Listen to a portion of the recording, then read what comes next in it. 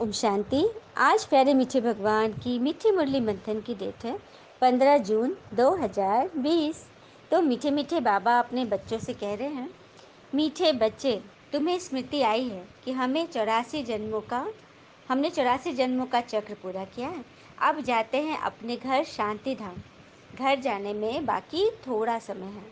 भगवान कह रहे कि तुम्हें अब यह बात याद हो गई है कि हमने 84 जन्मों का चक्र पूरा किया है। अब हमें अपने घर जाना है। कल ही बाबा ने बोला था ना कि गति सदगति को जान, फैसला करने वाले बनो। हाँ, तो दुख हरता सुख करता बनना है मास्टर। तो कैसे बनेंगे? तो गति उसे कहते हैं जो मुक्ति मिलती है, आत्मा को जो मुक्ति मिल जाती है, मुक्ति धाम में आत्मा चली जाती है। तो सारे ही चलेंगे, लेकिन सदगति में वही आएंगे जो इस ज्ञान में अच्छे रहते हैं। नंबर 1 बच्चे सदगति में आएंगे, अर्थात सतयुग में। तो सतयुग वाले बच्चे ही तो 84 जन्मों का चक्र पूरा करते हैं। लेकिन फिर भी कई बच्चे मूंझ पड़ते हैं। हाँ, दुनिया की बातें हैं और मनुष्य आत्मा जिनको परमात्मा का परिचय नहीं, तो वो किस तरह से भगवान से पुकारते रहते हैं। उस पर एक बहुत सुंदर बात है। एक बार की बात है, कुछ धनवान लोग एक महापुरुष के पास जाया करते थे, परंतु वहां जाकर भी उन महापुरुष से संसारिक वस्तुएं ही मांगा करते थे। तो संत जी से उन लोग संसारिक वस्तुएं मांगते थे। संत जो भी बोल देते वो पूरा हो जाता था, तो वे लोग बहुत प्रसन्न होते। परंतु उनका मांगना समाप्त नहीं हुआ, एक एक करके व्यक्ति आते ही जाते थे। एक दिन महात्मा जी ने विचार किया कि ये लोग तो दुनिया की चीज़ें, वस्तु एकत्रित करने में लगे हुए हैं, उसी में अपना जीवन नष्ट कर रहे हैं। अब इनको कुछ समझाना चाहिए। एक दिन संत जी ने उनको कहा कि आप मेरे पास आते हैं और सिर्फ सामान मांगते हैं, मेरे कहने से परमात्मा को आपके कार्य को पूर्ण भी कर देते हैं। आप लोग प्रभु से सीधी बातें क्यों नहीं करते? उन्होंने कहा कि महाराज, हम कैसे करेंगे बात?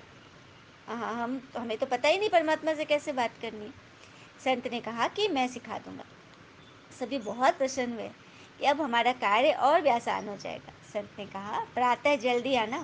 वे सभी लोग दूसरे दिन प्रातः संत के पास पहुंच गए।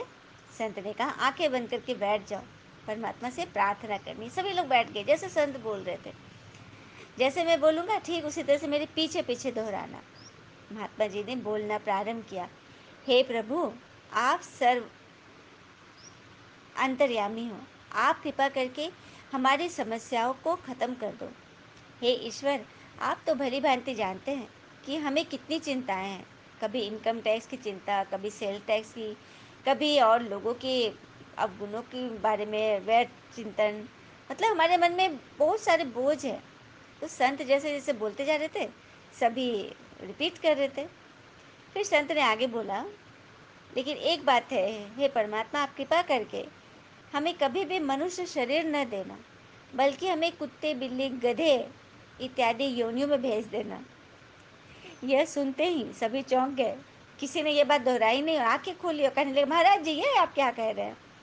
संत ने कहा, आप लोग तो जो चाहिए वो मिल रहा है, आप लोग तो केवल भोग की वस्तु चाह रहे हैं, और ये भोग तो आपको इस रीति से मिलेगा।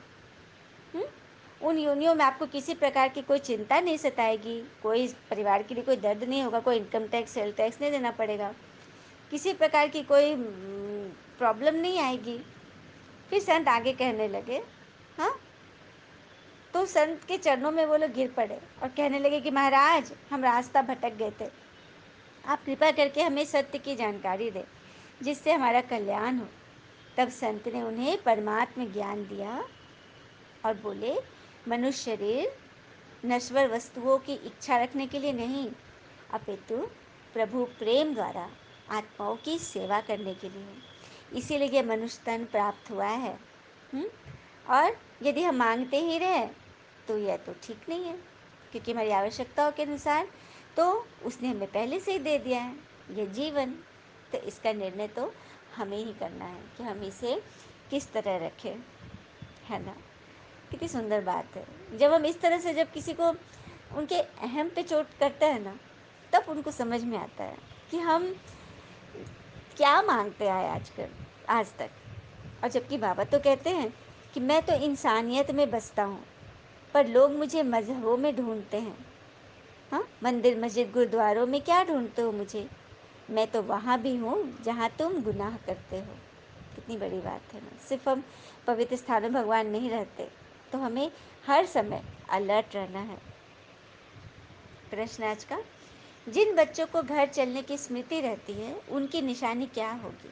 उत्तर, वह इस पुरानी दुनिया को देखते हुए भी नहीं देखेंगे। उन्हें बेहद का वैराग्य होगा। धंधाधोरी में रहते भी हल्के रहेंगे। इधर उधर झरमुई झगमुई की बातों में अपना समय बर्बाद नहीं करेंगे।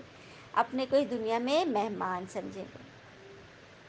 सुंदर बात है ना। घर चलने की स्मृति जिन बच्चों को रहेगी, ये उनकी निशानी है कि उन्हें दुनिया की इन आंखों से जो भी चीज़ दिखाई देगा, उसमें उनके क्वेश्चन नहीं आएंगे। सबको एज इट इज़ ड्रामा कहकर स्वीकार करेंगे। झरमुई झगमुई तो बिल्कुल नहीं करेंगे। फालतू बातों से समय बर्बाद नहीं करेंगे। जो उन्हें यह मनुष्य जीवन मिला है, यह शरीर मिला है, उसे सेकंड सेकंड यूज़फुल बनाएंगे और अपने को इस दुनिया में मेहमान समझेंगे। अच्छा, मीठे बच्चों प्रति भगवान की नमस्ते। हम बच्चों की भी प्यारे शिव पिता को नमस्ते। और बाबा दिल से सभी आत्माओं की तरफ से आपको very very very good morning. धारणा के लिए मुख्य सार है, पहली पॉइंट, स्वयं को पापों से मुक्त करने का पुरुषार्थ करना है। देह अभिमान में कभी नहीं आना है। इस दुनिया की कोई भी चीज़ में मोह नहीं रखनी है। स्वयं को पापों से मुक्त करने का पुरुषार्थ करना है। अब पाप किस चीज़ से हो जाता है? तो दो चीज़ों की गिनती करनी हम छोड़ दें। एक तो खुद का दुख और दूसरे का सुख। ज़िंदगी खुद ब खुद आसान हो जाएगी। और कहते भी हैं ना कि मतलब व स्वार्थ के रिश्ते कोयले की तरह होते हैं। जब गर्म होते हैं तो हाथ जला देते हैं, और जब ठंडे होते हैं तो हाथ काले कर देते हैं।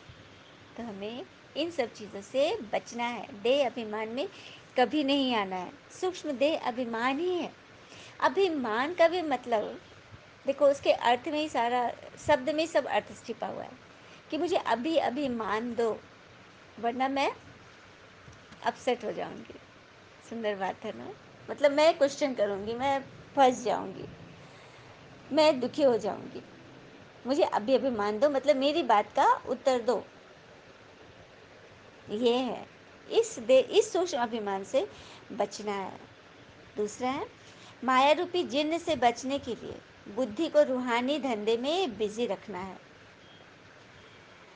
जिन्न का काम क्या होता है? किसी के देह में, शरीर में आ जाता है तो वो किस तरह से उसे यूज़ करता है, और मतलब अपनी इच्छा अनुसार उसे चलाना चाहता है। क्योंकि जो बुरी आत्माएं होती है, वो जब कोई शरीर मिलता है ना, तो उसको अपना घर बना लेती है और अपने हिसाब से उसे चलाती है। तो यहाँ पर माया रूपी जिन्न की बात बाबा कर रहे हैं। माया ऐसी जिन्न है जो दिखाई भी नहीं देगी, लेकिन हमें ऐसा फंसा लेगी कि हमारा बुद्धि मतलब पूरा उसमें अटक जाए। हुँ? तो क्या करना है? उस जिन्न से बचने के लिए ज्ञान श्रीमत पे चलना है। और रूहानी धंधे में बिजी रहना। रूहानी धंधा, खुद भी खुश रहना, औरों को भी खुशी का रास्ता बताना, भगवान का परिचय देना, पिता का पूरा पूरा मददगार बनना है। खुद खुश रहने के लिए गुस्से से बहुत दूर रहना है। और गुस्सा के बारे में कहते हैं ना कि गुस्सा हमेशा अकेला आता है, मगर हमारी सारी अच्छाइयाँ ले जाता है। और सब्र भी अकेले ही आता है, लेकिन सारी अच्छाइयाँ दे कर जाता है। तो हमारे हाथ में है ना कि किस तरह से हम माया रूपी जिन्न से बचें और रूहानी धंधे में बिजी रहें, सदा खुश रहें, एवर प्योर रहें, हेल्दी वेल्दी हैप्पी। बाबा तो कहते हैं एकदम 21 जन्मों के लिए हेल्दी वेल्दी हैप्पी होने वाले हो, और उसकी नींव यहीं पे पड़ रही है। और भगवान का पूरा पूरा मददगार बनना है। कैसे? कहते हैं ना कि जब हम दिया हाथ में लेकर चलते हैं, तो हमें यह भ्रम रहता है कि हम दिए को हाथ में लेकर चल रहे हैं, जबकि सच्चाई एकदम उल्टी है कि दिया ही हमें लेकर चल रहा है। स्थूल रूप से तो हमें दिखाई दे रहा है कि हम दिया हाथ में लेकर चल रहे हैं, लेकिन उस अंधेरे में दिया का प्रकाश ही तो हमें कदम-कदम अगला कदम दिखा रहा है। तो यहाँ भगवान हमें साथ लेकर चल रहे हैं, हाँ? तो हम उस प्रकाश में खुद भी प्रकाशित हुए, औरों को भी रास्ता बताएँ। जितनी आत्माओं को हम खुश करेंगे ना, जितनी आत्माओं के अंधेरे मन में प्रकाश भरेंगे, उनको भगवान से मिलाएँगे, उनके जन्म-जन्म के विकर्म भस्म होने की विधि बताएँगे, तो स्वकल्याण से फिर विश्व कल्याण तक पहुँचेंगे। अपना कल्याण जब तक नहीं करेंगे, तो दूसरों का हम कैसे करेंगे? और और ही नहीं तो विकर्म जमा होंगे। हुँ? जब हम क्रोध, लोभ, मोह, अहंकार आदि में फँस कर कोई विकृत कार्य करते हैं, तो वही हमारा विकर्म बनता है। तो इससे हमें बाबा बचा रहे हैं। अच्छा, चलिए वरदान की बारी। बाबा ने बोला, मैं और मेरेपन को समाप्त कर समानता और संपूर्णता का अनुभव करने वाले सच्चे त्यागी भव। मैं और मेरेपन को समाप्त कर समानता और संपूर्णता का अनुभव करने वाले सच्चे त्यागी बनो। मैं और मेरेपन को कैसे समाप्त करेंगे? जब हम ये सोचेंगे कि हम शरीर नहीं, एक आत्मा है। अब जैसे मेरा मेरे कपड़े, मेरा शरीर, मेरे हाथ, मेरे आँख, मतलब मेरी संपत्ति, मेरा घर, मेरे बच्चे, ये सब कुछ हम समझते हैं कि मेरा है। लेकिन ये मेरा कहने वाली कौन है? इस पर तो हमने कभी विचार ही नहीं किया। हुँ? मेरे कपड़े, मेरा शरीर, कौन कह रहा है? यदि हम शरीर होते तो मैं शरीर हूँ। लेकिन हम तो कहते हैं कि ये मेरा शरीर है। तो अंदर कोई तो बैठा है ना, जिसकी ये सब प्रॉपर्टी है। उसकी केयर करनी है, उसके स्वभाव को जानना है, उसको उसके सबसे पहले तो बच्चे को पिता से मिला देना। कितनी बड़ी बात है ना, हाँ? पूरे 5000 वर्ष में आत्मा परमात्मा से मिलती है। कितनी खुशी की बात है। तभी तो आत्मा को जैसे ही परमात्मा का पता पड़ता है, परिचय मिलता है, वो उन्हें ऐसे कस के लपक लेती हैं कि बात मत पूछो। और उनकी खुशी उनकी आवाज़ सुनते ही बनती है, एकदम लगन में मगन। तो ऐसे बच्चे को भगवान कैसी पालना ले रहे हैं, भगवान पाल रहे हैं, भगवान चला रहे हैं सबको। हुँ? तो इस मैंपन को समाप्त करना है कि मैंने किया, मैं ही कर सकता हूँ, मैं ही इतनी ज्ञानी हूँ, ये नहीं। इसको बिल्कुल भगवान के सुपुर्द कर देना है और खुद निश्चिंत हो जाना है। क्योंकि हर सेकंड, हर संकल्प में बाबा बाबा याद रहे, तो मैंपन समाप्त हो जाए। जब मैं नहीं तो मेरा भी नहीं, जब मैं ही नहीं तो मेरा कहाँ से हो गया? मेरा स्वभाव, मेरे संस्कार, मेरी नेचर, मेरा काम या ड्यूटी, मेरा नाम, मेरी शान, जब ये मैं और मेरापन समाप्त हो जाता है, तो यही समानता और संपूर्णता है।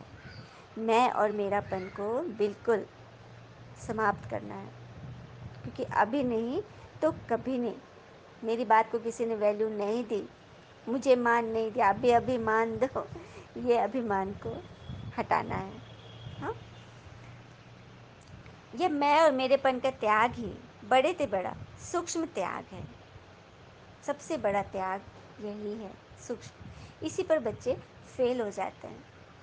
और बड़ापन है ना कि इतने छोटे बनिए कि हर कोई हमारे साथ बैठ सके, और इतने बड़े भी बनिए कि आप जब खड़े हो तो कोई बैठा न रहे।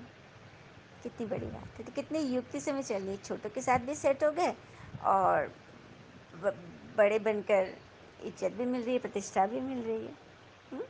तो बस मैं और मेरेपन का त्याग करें, तो हमें सारी जो हमारी सभी इच्छाएँ होंगी वो पूरी हो जाए, क्योंकि कराने वाले तो बाबा हैं ना। हाँ?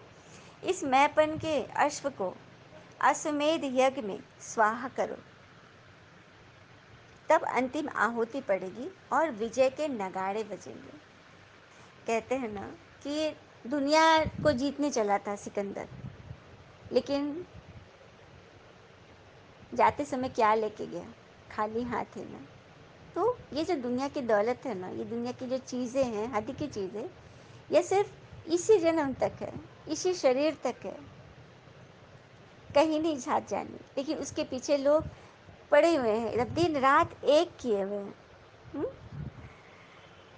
अंतिम आहुति दे दो अपने मैपन के, अश्व की।